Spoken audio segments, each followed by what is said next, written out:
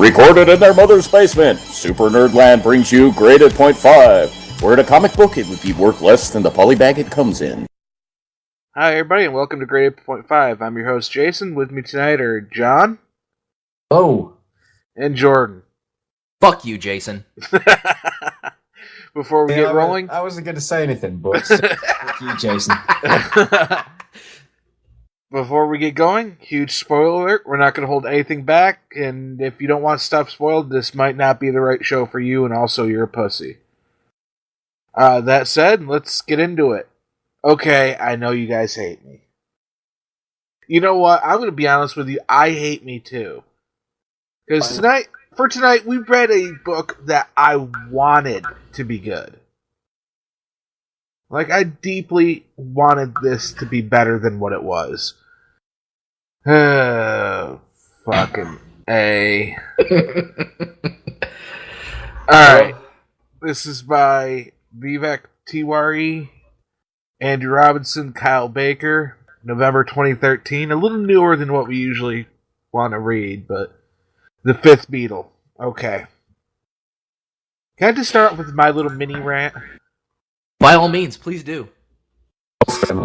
This was two different stories that didn't do either justice. You had Brian Epstein, being a gay Jewish manager, which is odd enough. That's its own story, And then you had the whole story of the Beatles coming up and how Epstein pulled them through it. And that on its own is another fucking story, even though they're the same story from different angles, Yeah. It's just how it was focused on both instead of one. I feel like it detracted. Oh, definitely. The problem is, I can't really pinpoint what it is about this that I hate. But every time I went back to read it, I wanted to punch you in the face. Just every fucking time. It's like, why is this asshole making me read this shit? And I think the problem that I have is that, well, like you had mentioned, it's trying to tell two very different stories. Doesn't tell either one of them well. And it's all just so fucking mediocre. And I think that's the thing that kills me, is mediocrity is the thing that makes me want to strangle a bitch. I mean, the artwork is good. It's it's passable, it's serviceable. And in some panels, it's fucking beautiful. But overall, it's just kind of, it's there. It gets the job done. It helps kind of tell the story a little bit. Same thing with the writing. Not the best I've ever read for a fucking comic. Rim shot.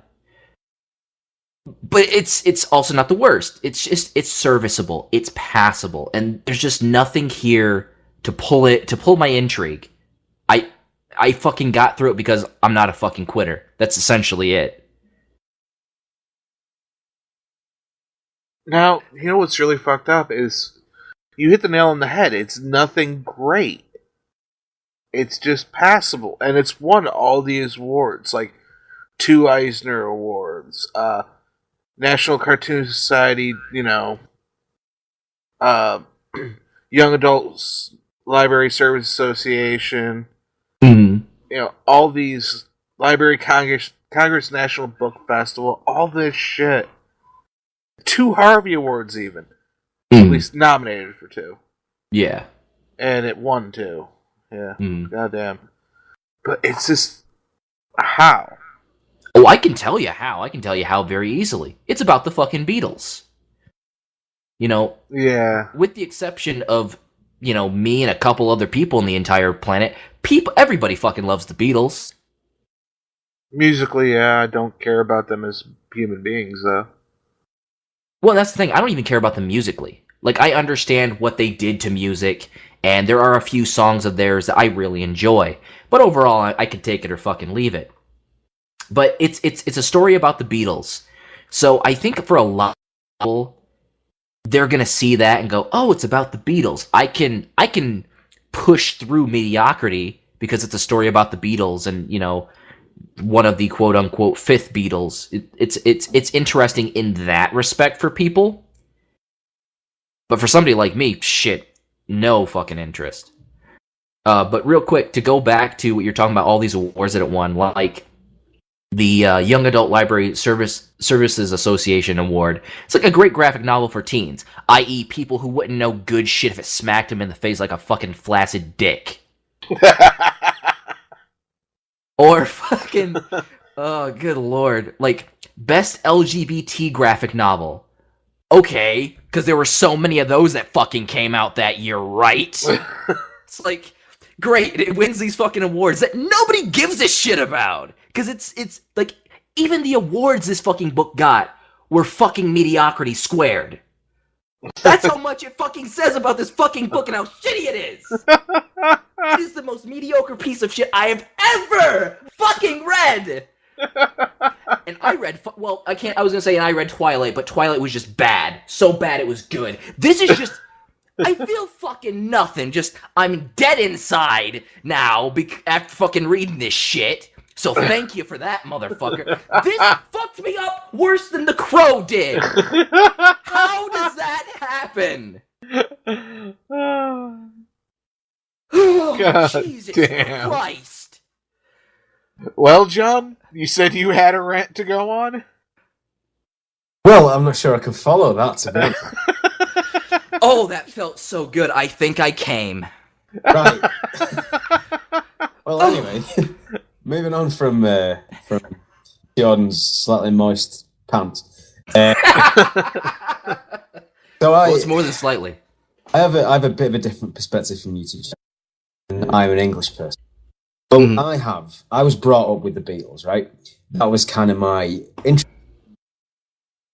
So ingrained in the culture of the, there's no escaping them. There's a constant line in this comic book which is going to be bigger than Elvis, and they are here at least. And you could argue that they're bigger than Elvis on a global scale as well, but still, the Beatles are so ingrained in my growing up and my culture, especially musically. You know, you can't go anywhere without someone having an influence from the Beatles. Some of my favourite bands now were influenced by the Beatles. Could even, in a weird way, argue like punk out of some of their stuff. You know, the experimentations with LSD and stuff led to some elements of punk rock as well. Mm-hmm. So, growing up, the Beatles were fascinating to me. I'm not a particularly huge fan. I mean, I think the early stuff's really kind of too generic and bland, and then the more experimental stuff's kind of almost too weird, because it's just like, it borders on being a bit pretentious to me. But I can appreciate how much of an important band they were and how influential they were. Which is why I think a story about behind the scenes is much more interesting than any of the music they did. Like the way they fell apart and the way that John Lennon and Paul McCartney had a big falling out, you know, basically hating each other by the end. That's fascinating. And Brian Epstein, as a human being, was fascinating as a person. A lad from Liverpool, which is, 45 minutes from where I grew up. A lad from Liverpool being like basically the most important manager in terms of ever, basically, because he made them superstars. And the actual, growing up and having Brian Epstein as... You never really heard about him until I was a bit older and I did a little bit of research into it, that I realised what a fascinating person he was. He was, as you say, a gay Jewish band manager. And at the time, in England, being gay was illegal. Being a lot of stigma. It was... Growing up here at that time must have been horrible, really. Having to hide who you are all the time, having to do all this stuff. On top of that, making the biggest band of all time. Fucking hell, a story about Brian Epstein should not be mediocre. How the fuck did this turn a story about what should be that, not even the character, but the person, the man, someone writing a story, that's gold. a gay Jewish man growing up in Liverpool in the 60s, like giving birth to the biggest band of all time. How do you fuck up that story? How do you fuck up that story? I'll tell you how you fuck up that story. As you say, it was kind of... He kind of tried to tell both perspectives of it, right? He tried to tell from the Beatles side and what he did for them, and he tried to tell it from a more personal side, which, if it had been twice as long, and maybe that would have worked. But then we would have had to read twice as much of this shit, so no thank you. But still, the fact that he tried to cram all these two sides of a very complicated person into one relative... It's less than 100 pages in it total. It comes to be about 131. Yeah, and that's not enough, really. Yeah, but especially if you're trying to tell two stories, you can't do that in 131 pages. I'm fucking sorry. Exactly. It's this idea of just cramming everything in. It's basically from the moment he found them to the moment that spoilers, he died, which was in 1967, I want to say. Yeah, that's right, 1967. He tries to cram everything that happened into that, not only to him, but to the band as well. Cram it into 131 pages. Now, if he'd have told it in a different way, maybe it would have worked. If he'd have told it in a more traditional... But what I think is the main issue with the story is something that I actually tried to read this before. I tried to read it about 2 years ago when, I think just after it first came out, and I got through about half of it, and I was like, I can't do it. This isn't working for me. The reason is that, again, as I said, I grew up with the Beatles. I grew up with things like Yellow Submarine, which was a purely like acid-filled, really crazy, bizarre animated movie starring the Beatles. And it was just like this kind of really just this like obsequious, ridiculous, heightened reality, bizarre cartoon that was made. It had a load of stuff in it,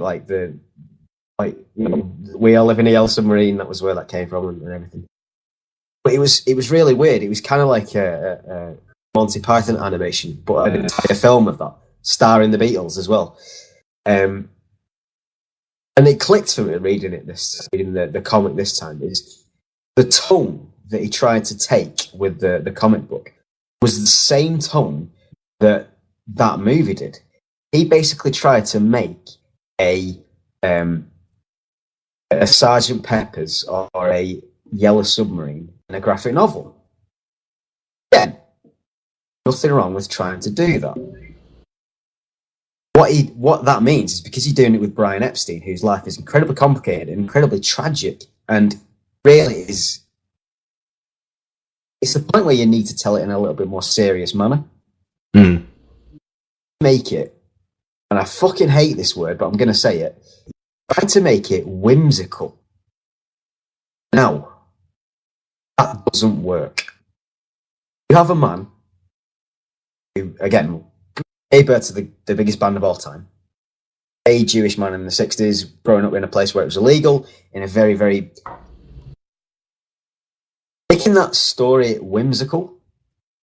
Fuck off. Do that. It won't work. It just reads weird. And I think Jordan, you said something that was very interesting earlier, which is it seems to appeal to a kind of a young adult or a teen, that kind of age range. Perfect sense to me. Is reading this as a almost 30-year-old male, I was like, this seems like it's written for a child.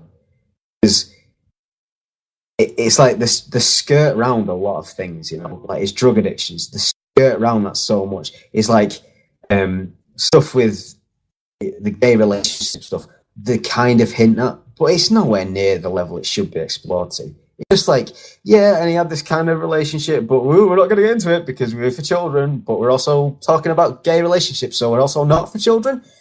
It is so frenetic and confused and just tonally so strange and absurd.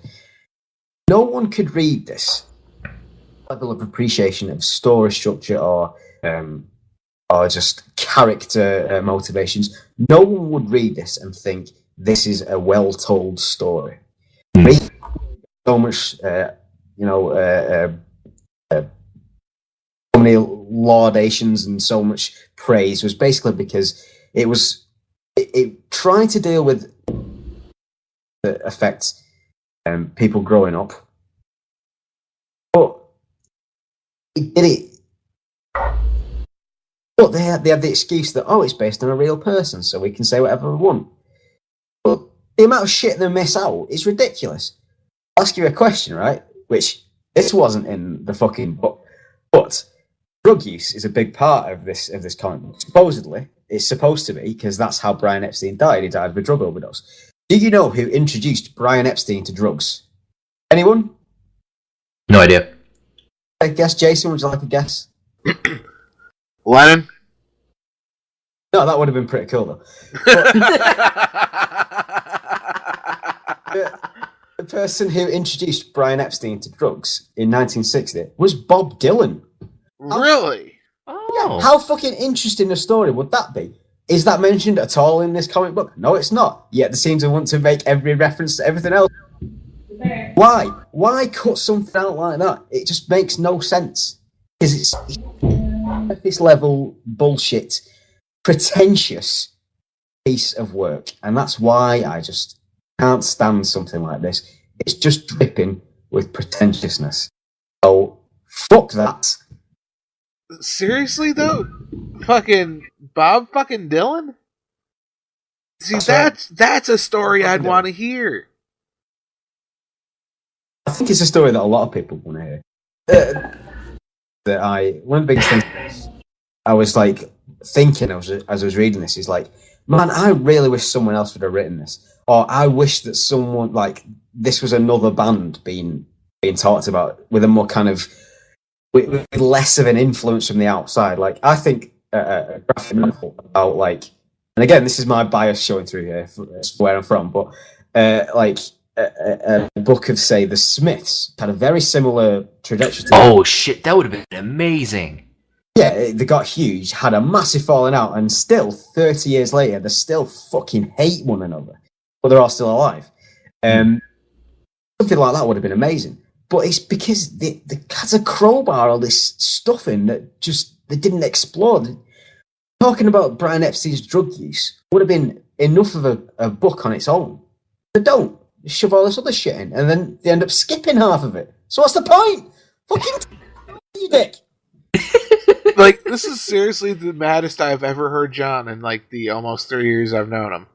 and it's not even a bad book. It's just boring. It is. It's so fucking boring. Like, honestly, that's the worst crime you can commit as a comic creator. I mean, a bad book, like, let's say, for example, Liefeld's Youngblood. See? We're laughing about that, though. It's bad, but we know it's bad, and we take it as it is as a joke. This is trying to be something with depth, and it comes across as Shadow was a mud puddle. Well, it's exactly what John said. It's fucking pretentious. Like, I was thinking about this today at work, where it's like, it seems like you just had two fucking hipsters high off their ass are like, dude, I've got this great idea for a book. It's gonna fucking shatter everyone's minds. Like, the people who understand it and get the joke, it's gonna shatter their minds.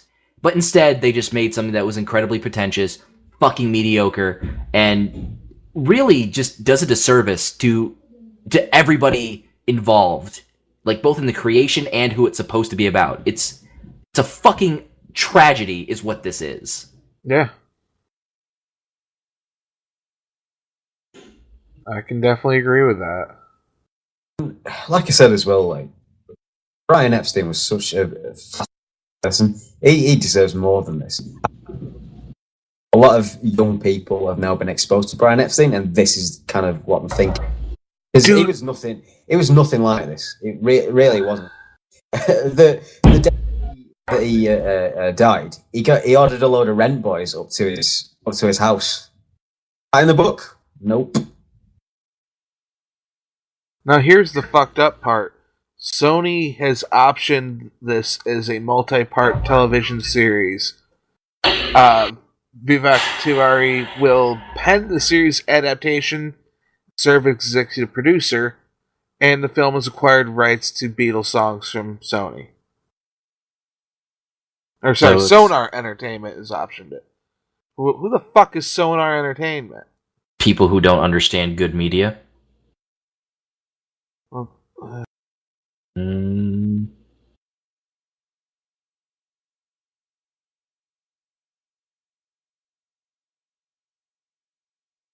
Oh, formerly known as Hallmark Entertainment. And RHI Entertainment, and apparently in 2010 they went bankrupt. Yeah. This is exactly the kind of people that you want to be producing a film about. One of the greatest fascinating people of all time is a bankrupt set of Hallmark card executives. You know? Christ, this is going to be a humongous failure. Good. At Good. the very Fuck least, it'll be sterile and boring, just like the comic.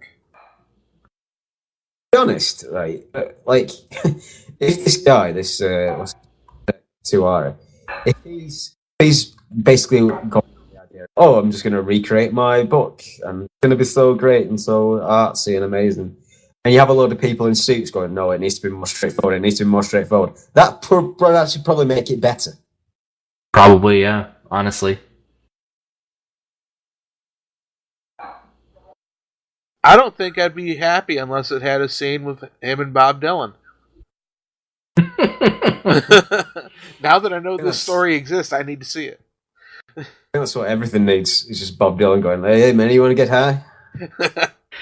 I'm sorry, man. If Bob Dylan showed up at my door right now, poked his hand and said, hey, man, you want to get high? You know, I'd just be like, guys, carry for the rest of the show.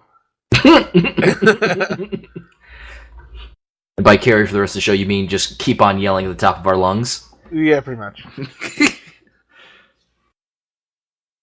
Well, this is what I brought you in for.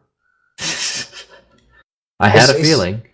It is basically, I think, the first kind of time that we've, at least since I've been a regular on the podcast, this is probably the first time that we've had a book that we've all disliked quite a lot.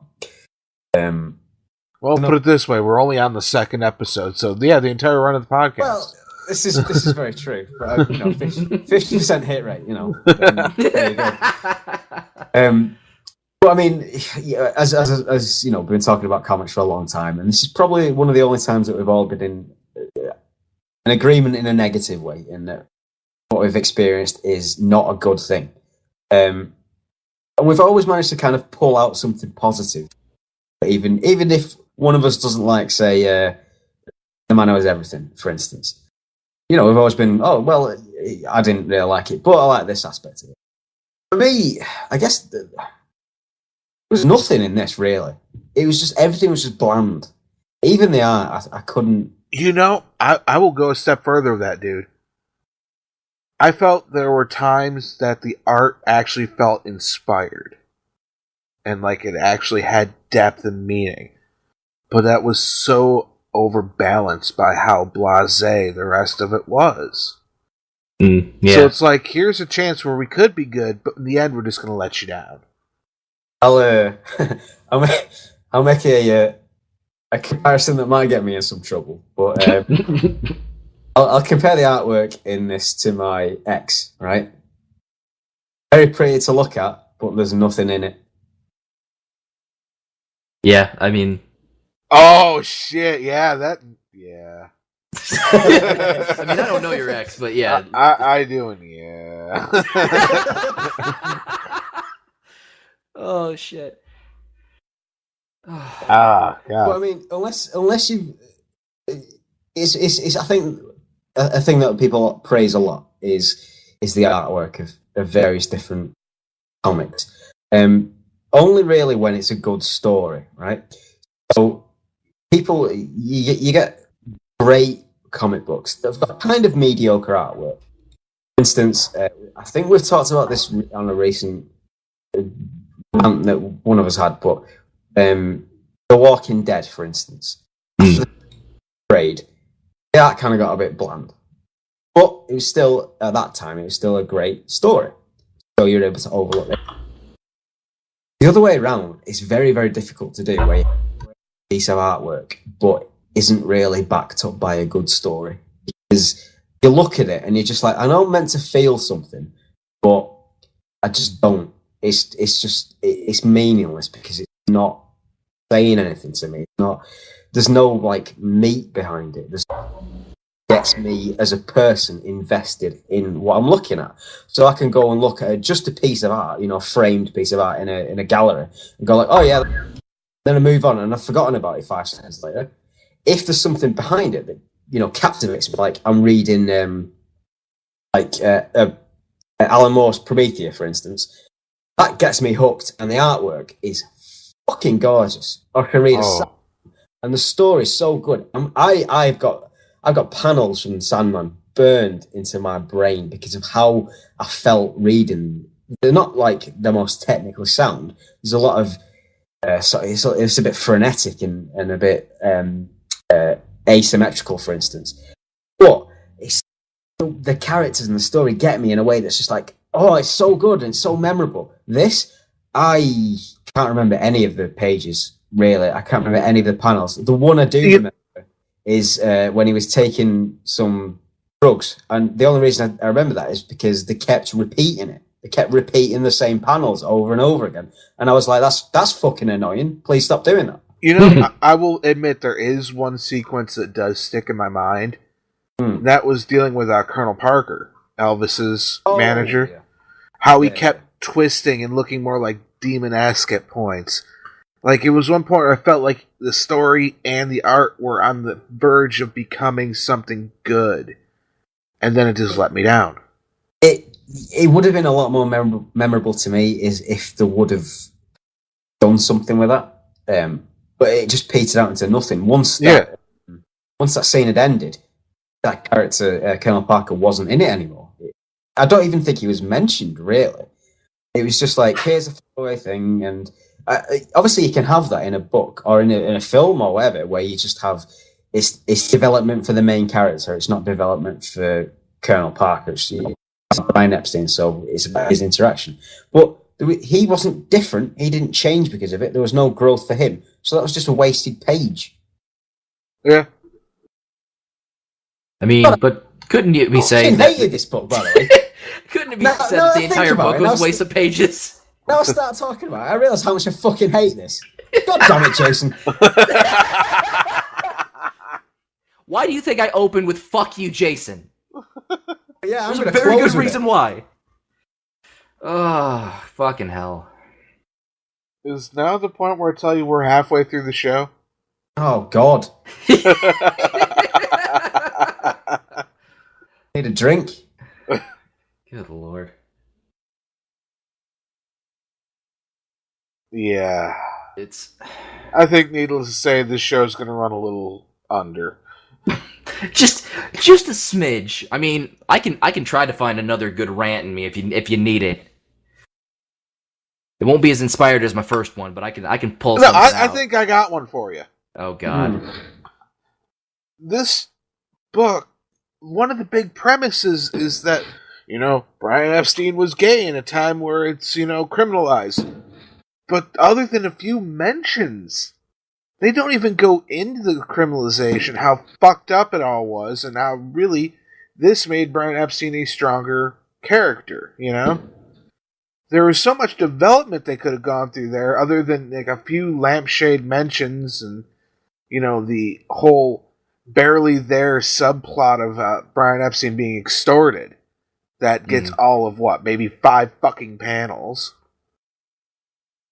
There's 100 fucking stories in this thing that would have been interesting on their own if explored, but instead we're just getting a large brushstroke of a character that is so sanitized and fucking clean and written for people who really are not at an age where they can appreciate it anyway. I mean, let's be honest. How many teenagers? Let's say what 12 to let's say 18. How many of them actually listen to the Beatles on their own willingly? The only one I know is my fucking younger sister. That's it. Literally it. Like, I didn't come to appreciate the Beatles until I was in my 20s. Mm. I think a lot of people. I think a lot of people are the same, really. You grow up liking the bands you like, and then you kind of, when you're in your 20s, you kind of go, well, who are the bands? Who are the bands that my favourite bands like? And it doesn't take much to eventually get, the Beatles were a big influence. So, I'll go and listen to some Beatles. But I think you're exactly right. It's written for people that can't comprehend or don't want to comprehend the magnitude of the issues they're dealing with. Drug abuse and criminalized homosexuality. That's quite dark. It can be quite a dark story. Like, if I remember rightly, Brian Epstein actually was arrested for being gay. Or he wasn't being gay, but it was like soliciting or something like that. He was arrested for it. None of that was mentioned. He used to go to like other countries to meet up with men and stuff. None of that's mentioned, and that's a fascinating story. It's what he had to do, and back to the drug abuse as well. That's a fascinating story.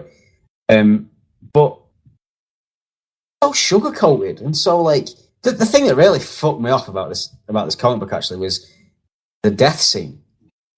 So I didn't even like understand it, because he died in real life after an overdose, right? I think it was prescription. It might have been painkillers or something like that. It basically just same thing that Led Zeppelin died from, right? Drug overdose, and then shots on his vomit. Okay, so in the comic book, like, how does he die? He dies of just, I'm gonna pass now into the universe or something. Like, there's no indication that it's drug abuse that's done it. You're kind of given a little bit of hint that he's taking drugs, maybe more than he should, but it's never like given any sort of weight. It just happens 3 times in the story, and that's it. There's no follow up. There's no like direct impact on the character. There's nothing to indicate that he's taking hold of him. It's just, I'm tired. I'm gonna go lie down. Oh, goodbye. I'm dead. What? No. The man died when he was 32 because of a drug overdose. Because of like a whole like slew of different things that he was going through, and rushed it off and be like, and he went into the night and goodbye, Mr. Brian Epstein. You were better than all of us. Fuck off. Tell a story. How did he die? Don't just say he just melted into this incandescent.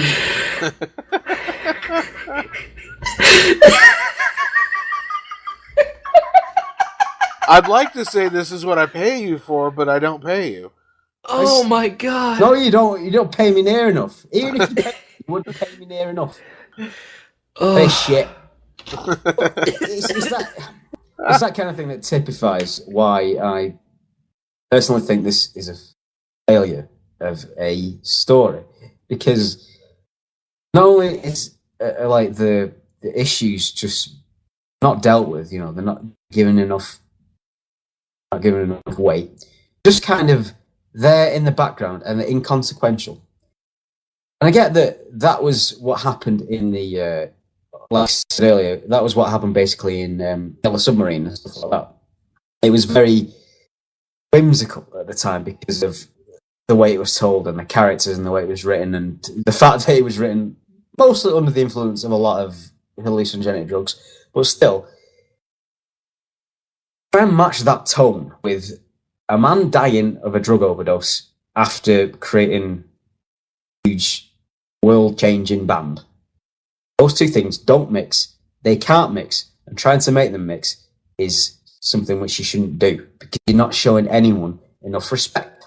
Not Brian Epstein, the man, not the Beatles themselves, not the family of Epstein and the people that were affected by it, not me as a reader. So, for that, for not showing me any respect, you, guy. This is why we shouldn't let brown people write comics. Oh, God damn it. Why does it always come back to this with you?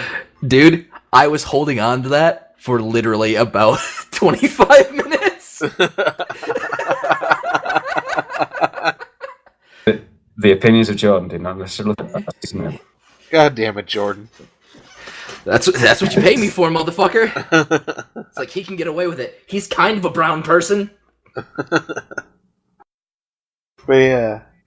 Well, look at it this way. We may have hated the comic, but I think we've at least created, compelling arguments for a listener to avoid the comic. You know what I mean? It hasn't just been us being like, this shit sucks for, 40 minutes. Are you sure? Because that's pretty much what this has been. But we've been giving reasons that it sucks. Well, yeah. I mean, but it can still be boiled down to, this shit sucks, here's why. I'll tell you what I will do for this, okay? I'm not going to just be purely negative. What I will do is, I will say this is shit, don't read it. I fucking hate it now. After talking about it for 45 minutes, I hate it. So, guy who wrote it, Mr. Vivek, or whatever his name is. But what I will say is, if you want a much better version of a very, very similar story, you should go and watch a film called 24-Hour Party People. What that is it's actually a very similar story. It's about another band manager called Tony Wilson, who managed bands such as Joy Division and New Order and a lot of the Manchester bands from the 80s. Really great bands. Very similar story, about a lot about sex, a lot about drug addiction, a lot about the fucked up things that the bands did. Go and watch that film. That is a great depiction of a story like this. There's nothing skirting around stuff. Like a lot of it's kind of fourth wall breaking, which is great. That is an example of how you do the story, and it kind of annoyed me as well in a way because I was comparing it to that in my head. I was like, yeah, if you'd have done it in that way, it would have been a lot better. It would have been much more interesting, much more palatable to. I've already had a story like this that's been told really well. So, if I can say anything, fuck this book, go watch 24-Hour Party People. I agree. Right. Fuck this book. Yeah. Fuck it right in the ear. You know the worst part? I just looked up the soundtrack for it, and the soundtrack is so fucking uninspired as well. Is there anything about this fucking book that actually is inspired? Like, look at this shit. Look at this shit. Oh god, why? Why would you do this? It'll take a minute to load. The site's slow as fuck. Fucking hell. For those of you listening, Jason has just linked us to the darkhorse.com website with the expanded Fifth Beatle soundtrack. Sure will be in the description of this. So you can go and check yourselves and see. Actually, if this site continues to not work, it will not be linked. Jesus Christ. Oh my god, this is not loading at all. Okay. Well, it's borked. Jesus Christ. This is like an Angel Fire page from. When did we go back to 1997? Jesus Christ. A day in the life. But this was like last week. Yeah.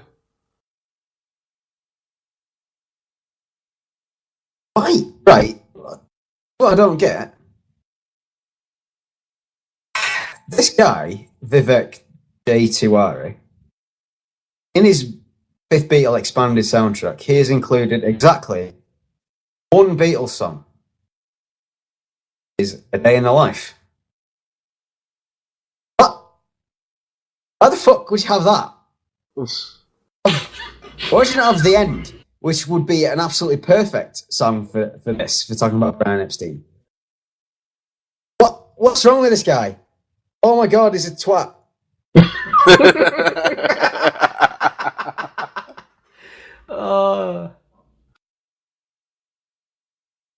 This is fucking beautiful. Beautiful. This man is a black hole of wasted talent. What else has he done? Let's see. I'm going to see what he's done. Dude, you realize, Jordan? What's that? He's Yamcha. Oh god, he is Yamcha. Oh no. That explains everything. God damn it. So much wasted potential. Fuck you, Jason. Fuck you, Jason. You made us read a comic written by fucking Yamcha. This is bullshit. Once again, we have proven life really is Dragon Ball Z. Except for, none of the cool parts. I don't know. John might have actually turned like Super Saiyan 3 there for a minute. I'm fairly certain he did. Yeah, it didn't last long though. Yeah. Well, I mean, we all know that unless you're dead and you go Super Saiyan 3, it doesn't fucking last very long. No, I think I need to read something that'll anger me even more. I don't know what that could be, but I'm certain Jason could find something. Well, I know Tank Girl's coming up. Oh God.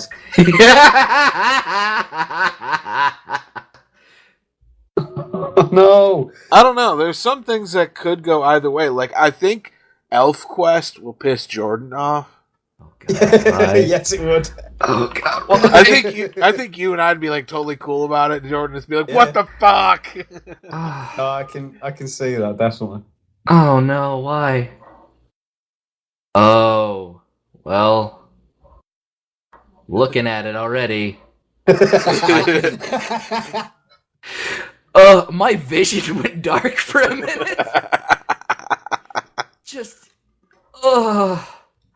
Just fucking, okay. Looking at this fucking cover. Jesus fucking Christ.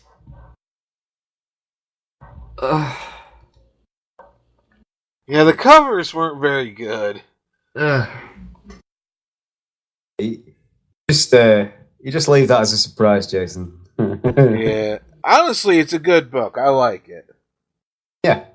And like I said, I think that this is, after all I ranted about comics, this is kind of the first one that we've all just, I don't know, given up on a little bit. Because, I mean, but then again, it's taken us a while to find one that we've all kind of hated. But that's... Yeah. Maybe. They can't always be good ones. Occasionally you need that shit to just kick you in the spleen. Plus it makes you appreciate the good ones a little bit more. Yeah, it definitely does. Like, when I just... this morning I was moving some stuff and I found Sandman Overture. So I'm going to be reading that tonight. Oh, nice.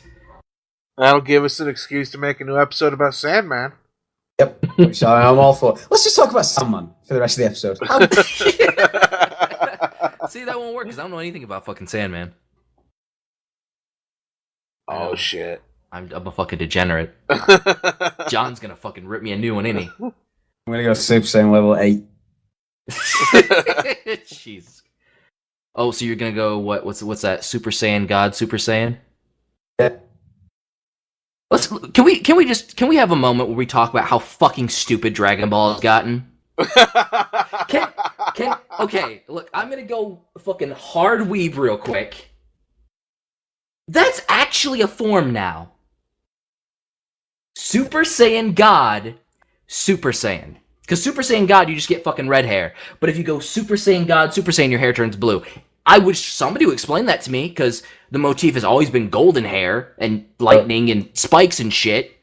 Just... What level do you have to be where your hair turned rainbow? You just have to be Gohan. So gay. Exactly. Yes, thank you, Jace, for explaining the joke. I'm here and I'm fabulous. All that time you spent with Mr. Piccolo, dreading that Mr. Piccolo didn't have a dick. Ugh. That's the best reaction. So that was the Fifth Beatle. Don't read it. Please, yes, don't. Just... Or actually, you know what? Do read it. Then you will understand our pain. Read it 3 times, please. No, but no, don't fucking read it. Just don't. Save yourselves. Too late for us, but it's not too late for you. Like, if you're gonna pick up a comic, don't pick up Fifth Beatle. Pick up something good, like I don't know, Chew or The Walking Dead or The Crow. The Crow will fuck you up less. Yeah, The Crow. Pick up if you're gonna do one about like music or something, heavy metal. Oh yeah. Wasn't there one written about Freddie Mercury a few years back? Yeah. It was. It had a lot of the same issues as I tried reading that as well, and it was. It's very. It wasn't as bad as Fifth Beatle, but it was kind of like, yeah. There's all this like gay stuff and drug use we're gonna kind of not talk about. There is a Johnny Cash one that's good. See, I'd never had heard about that one. It's called I See the Darkness, and it's really good. I recommend that. Just read anything. Literally anything. Anything we've talked about before, go and read that instead. Because I guarantee you, not Tango, but anything else, go read that. It'll be better. Yeah, just do yourself a favor, read something else. Alright, on that note, well, folks, this has been another episode of Graded Point 5. We hope you enjoyed yourself, but please don't pick up the comic. Do not give this guy any more money. But yeah, support your local comic shops and support the Comic Book Legal Defense Fund. They're fighting for First Amendment rights in the comic industry, something we really sorely need. And we'll see y'all next week.